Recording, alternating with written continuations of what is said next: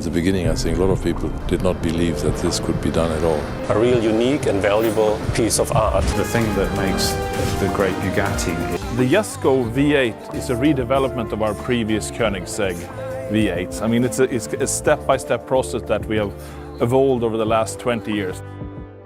A company built its first hypercar on a bullet train sketch.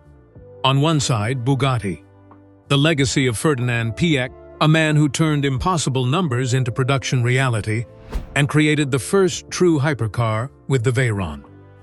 On the other, Koenigsegg, a small Swedish company built from ambition, obsession, and refusal to accept limits. From 300 miles per hour records to theoretical 330 miles per hour claims, both brands have pushed beyond what the world believed was possible. And in this story, we break down how this battle for speed became one of the greatest engineering wars in automotive history. The impossible vision. Let's go back to that envelope. Ferdinand Karl Piëch was not a man who dabbled. He was a man who descended from automotive royalty, literally. Ferdinand Karl Piëch, the quiet visionary who believed every limit was negotiable. His grandfather was Ferdinand Porsche, the man who created one of the most iconic car companies on the planet. Piëch himself had studied mechanical engineering in Zurich, gone on to develop the legendary Porsche 917 racing car, built Audi's Quattro all-wheel drive system, and climbed to the chairmanship of the entire Volkswagen Group. By 1997, he was one of the most powerful men in the automotive industry, and he was bored of possible. On that Shinkansen bullet train between Tokyo and Nagoya, Piëch was talking with Karl-Heinz Neumann, Volkswagen's head of powertrain development. The conversation turned, as conversations with Piëch apparently often did, to the question of what had never been done. Piëch began sketching. An engine with 18 cylinders drawn from 3 VR6 engines joined at a narrow angle. A layout that had never been put in a production car. A layout that most engineers would say didn't need to exist. The layout eventually evolved. 18 cylinders became 16, arranged in a W configuration. 4 turbochargers, an 8.0-liter displacement, but the performance targets never softened. In 2000, Piëch made them official. Bugatti would build a production car with one, Euro 1 PS. That's 986 horsepower, capable of exceeding 400 kilometers per hour. The engineering team's reaction was a mixture of awe and quiet dread. The problem wasn't just the engine. The problem was everything the engine created. 1,000 horsepower generates heat on a scale that conventional cars have no systems to handle. It generates aerodynamic forces that conventional bodies cannot manage.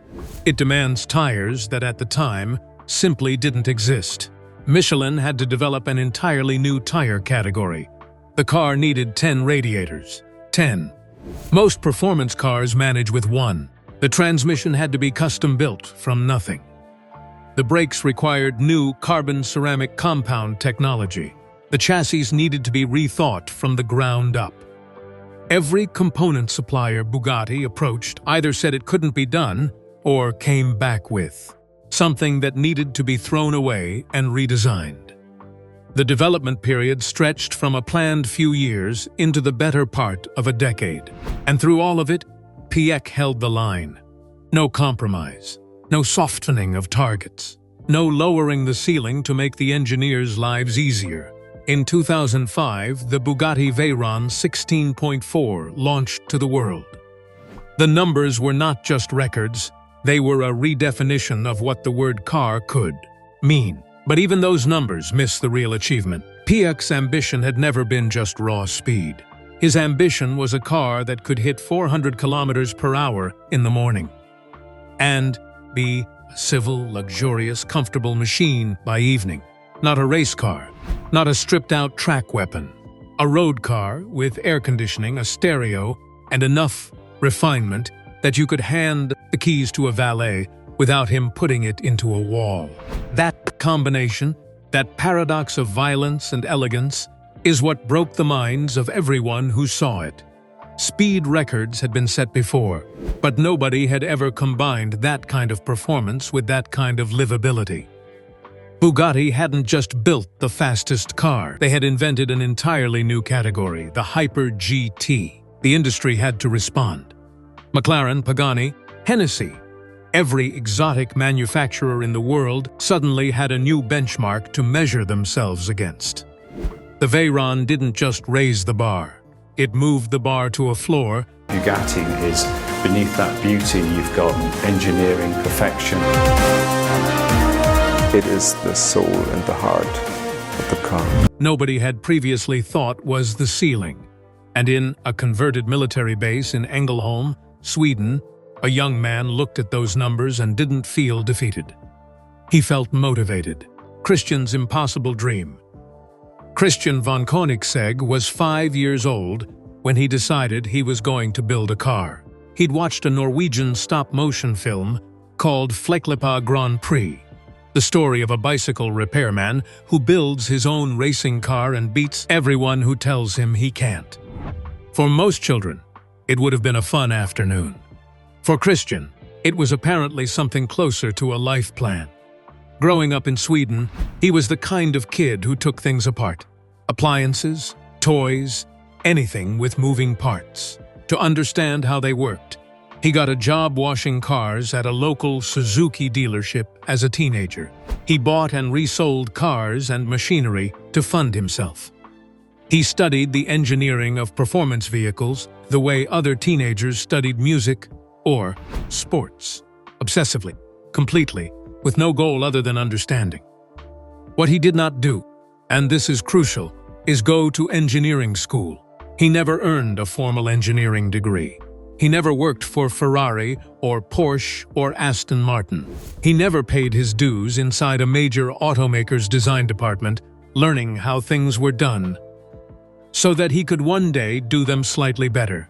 He simply decided, at the age of 22, that he was going to build the world's best supercar. And in 1994, he founded Koenigsegg Automotive AB.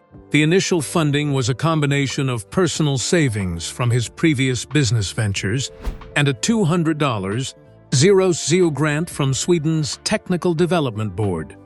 His father became an early investor and kept the operation alive for its first 3 years. The base of operations was a former military airfield in Ängelholm, in the south of Sweden, a location chosen partly for its large hangar space and, partly, one suspects, because you can make a lot of noise there without anyone complaining. The early years were brutal. A handful of employees, hand-built everything. Cars assembled piece by piece with every major component. Engines, transmissions, software, carbon fiber bodywork, designed and manufactured in-house. Almost all parts of a Koenigsegg is made out of carbon fiber, and we only use the most extreme type of carbon fiber material available, which is called pre-preg. Not because Koenigsegg was too proud to source parts, but because the parts he needed didn't exist anywhere else. If you want something that no one has ever made, you have to make it yourself. This is the detail that separates Koenigsegg from almost every other manufacturer on the planet. Companies like Bugatti are backed by billion-dollar corporate groups. Bugatti is one of the many brands of cars owned by German auto major Volkswagen, costing upwards of millions of dollars. And can throw enormous resources at conventional approaches. Koenigsegg has always operated with a fraction of those resources and compensated with an extraordinary degree of vertical integration. Christian doesn't just design the car. He designs the gearbox, the engine management system, the carbon monocoque, the dihedral synchro-helix door mechanism. He holds patents on technologies that the rest of the industry hasn't caught up to yet. When Bugatti launched the Veyron in 2005 and declared the age of the 1,000-horsepower road car officially open, Koenigsegg was already there. The CCR had been making over 800 horsepower since 2004. The question was never whether Christian could match Bugatti's output. The question was whether a tiny Swedish company could sustain a credible challenge against a marque with the full weight of Volkswagen Group behind it. Christian's answer was to make cars so technically extraordinary, so genuinely different in their approach, that direct comparison became almost impossible. Bugatti builds heavy, powerful, and lavishly expensive. Koenigsegg builds light, innovative, and surgically efficient. A Bugatti Chiron weighs over 4,400 pounds. A Koenigsegg Jesko weighs under 3,100. That weight difference, compounded across every acceleration event and every corner, is where the philosophy war really lives. But philosophy doesn't make headlines. Records do. And in the years following the Veyron's debut, Christian von Koenigsegg began to accumulate records at a rate that made Bugatti very uncomfortable.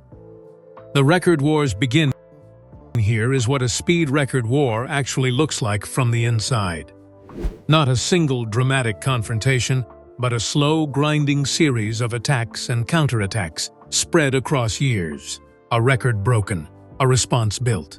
A counter-record set, a response rebuilt. That is really the response. The better number you can get there, the more control you can have over the car, the more directly it reacts to your inputs.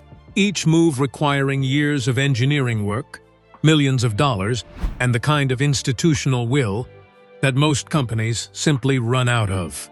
Bugatti and Koenigsegg have been doing this to each other for the better part of 2 decades. 2011, Koenigsegg draws blood. The Koenigsegg Agera R arrived in 2011 with 1,140 horsepower on E85 fuel, and crucially, 1,040 horsepower on standard pump gasoline. That milestone mattered enormously.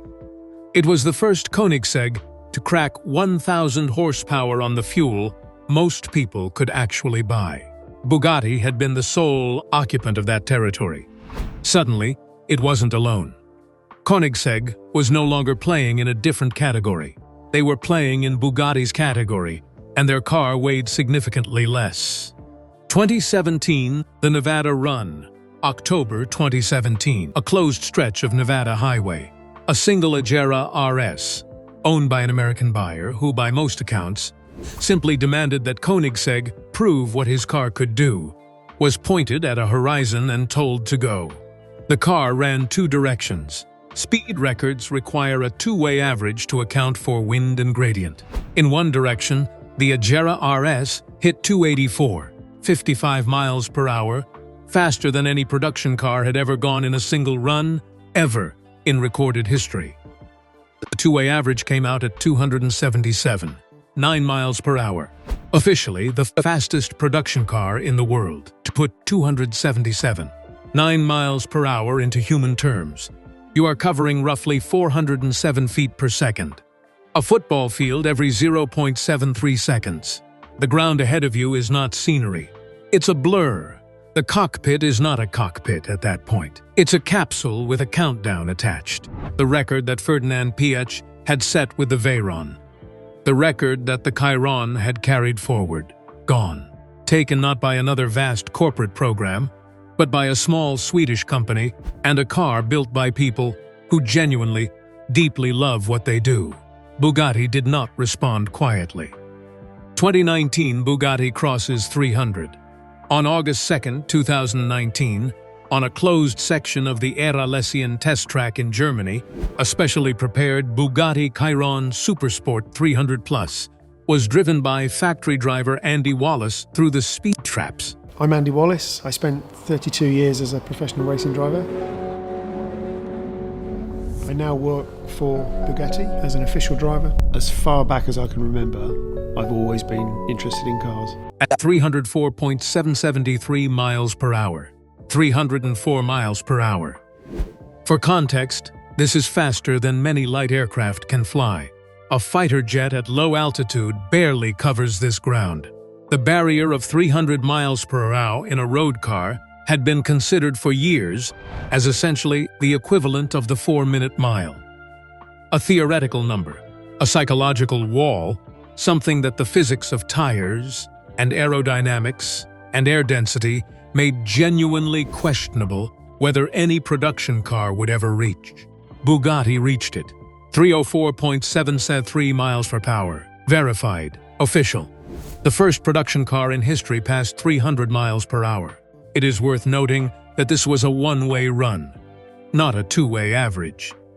And the chyron used for the attempt had been modified, the rear bodywork was altered, and the car so technically classified as a prototype of the production model rather than a standard customer vehicle. These details matter for the record books. But the speed itself, 304.773 miles per hour, is real, verified, and documented by the appropriate authorities. Bugatti had taken back the conversation. January 2026, the race that settled nothing. Fast forward to January 2026. Autoblog arranged what became one of the most watched drag race events of the year. The Bugatti Chiron Supersport against the Koenigsegg Jesko Absolute. 6 runs, both cars valued at close to $7 million each. The most extreme production machinery currently available to human beings, lined up side by side. The result? A split decision that somehow pleased nobody and thrilled everybody. The Jesko Absolute won the half-mile. Its lighter weight and savage mid-range power delivery pulled it ahead once the speeds climbed. The Koenigsegg Jesko Absolute is exactly that. The absolute maximum culmination of Koenigsegg Manifest. The Chiron Supersport won the quarter-mile, where its brutal launch traction and all-wheel drive gave it an early advantage that the Jesko couldn't overcome in time. 6 races, 2 cars, no clear winner. As Autoblog noted afterward, numbers don't tell the whole story. They never did. The Jesko vs the Tourbillon, who holds the crown? In 2026, the rivalry between Bugatti and Koenigsegg has arrived at its most extreme chapter. Both companies have put their most ambitious machines on the table. Both have made claims that push at the boundaries of what production cars are supposed to be able to do. And both, in their own way, remain works in progress. Not in the sense of being unfinished, but in the sense that the full story of what they can do hasn't yet been written. The Jesko Absolute is, by Koenigsegg's own admission, the fastest Koenigsegg they will ever make. Christian von Koenigsegg chose those words deliberately. Not the fastest they have made, the fastest they will ever make. It is a declaration that this car represents the outer limit of what they believe is achievable within the constraints of a road-legal, street-drivable vehicle. The heart of the Absolute is a twin-turbocharged 5.0-liter V8 engine producing 1,600 horsepower. For reference, the original Bugatti Veyron, the car that broke every record in existence when it launched, produced 1,001 horsepower. The Jesko Absolute outruns that by nearly 60%. The bodywork was designed with a single-minded obsession: minimize drag. The rear wing is gone. In its place, a set of subtle rear fins and an almost obsessively smooth underbody reduce the drag coefficient to 0.278 CD, extraordinarily low for a car generating this much downforce and this much speed. The theoretical top speed, derived from simulations and aerodynamic modeling, sits at 330 miles per hour, 531 kilometers per hour. But, and this is the word that Bugatti fans will not let you forget, theoretical. The Jesko Absolute has not yet completed an official top speed record attempt. The 330 miles per hour figure is a projection, a very credible one. Koenigsegg's engineering credentials are beyond serious doubt, and the car has already set a verified world record for the fastest 0 to 400 kilometers, AHR and back to zero sprint. We set the Regera world record for 0 to 400 kilometers per hour, back to zero again, and 0 to 250 miles per hour and back to zero again. Completing that extraordinary run in 83 seconds. But it remains, as of today, uncertified. There is something almost poetic about that. Koenigsegg's greatest car holds the greatest theoretical claim in hypercar history, and it's still waiting for its moment. Bugatti's answer arrived in 2024, and it was a statement of a different kind entirely. The Tourbillon, named after the complex mechanical watchmaking complication that keeps time in motion, is not simply a more powerful chyron. It is a philosophical pivot. After 2 decades of building around the W16 engine, Bugatti made a decision that shocked the industry. They replaced it. Gone is the 8.0-liter quad-turbocharged W16 that powered every Bugatti since the Veyron. In its place, a naturally aspirated 8.3-liter V16 working in concert with 3 electric motors. The combined system output, wafting 800 horsepower, with no turbochargers, naturally aspirated. That number deserves a moment of silence. Bugatti claims a top speed of 445 kilometers per hour, 277 miles per hour. Though this, too, awaits official verification. The price is approximately 3.8 million euros, and Bugatti will build exactly 250 units. It is, without question, one of the most technically and financially production cars in automotive history. But the tourbillon's significance runs deeper than its numbers.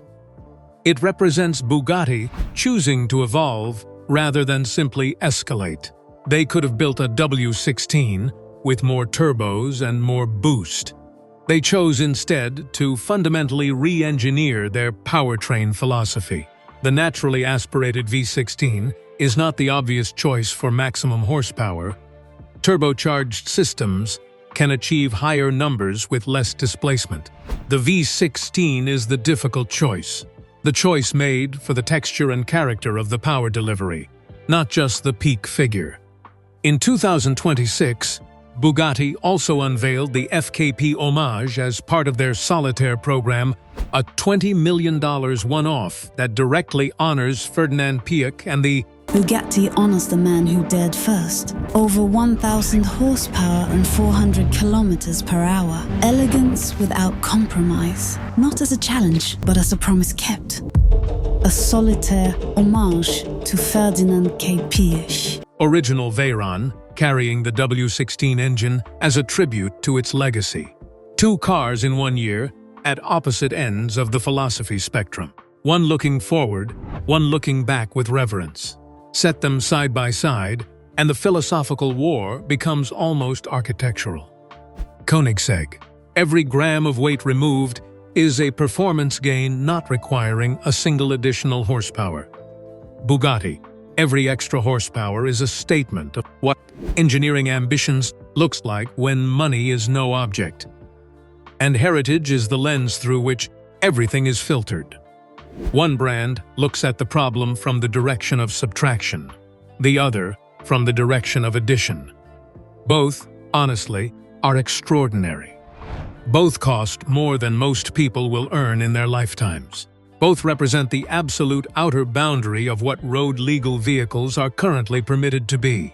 The crown, for now, sits in an unusual place, not on one head, but suspended between 2, waiting.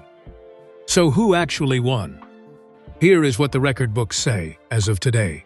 Bugatti holds the verified top speed record for a production car, 304.773 miles per hour, set in 2019 by the Chiron Supersport 300+. That record has not been officially surpassed by any competitor in a recognized 2-way run. It stands, it is documented, it is real. Koenigsegg's Agera RS holds the verified 2-way average record from 2017, 277.9 miles per hour, set on a closed Nevada highway. And the Jesko Absolute has the theoretical claim to 330 miles per hour that the entire world is waiting for them to go out and prove on tarmac. On paper, Bugatti wins the record war. Verified trumps theoretical. That is the rule, and it's a fair one. But records are not the only way to keep score. Consider what Koenigsegg has built. A company founded by one person, with no institutional backing, no century of heritage, no global corporate safety net. A company that has had to invent its own technologies from scratch, because the technologies it needed did not exist. Christian von Koenigsegg holds patents on innovations, from the free valve system to proprietary transmission architecture to carbon fiber, construction methods, that other manufacturers have studied and admired and not been able to replicate.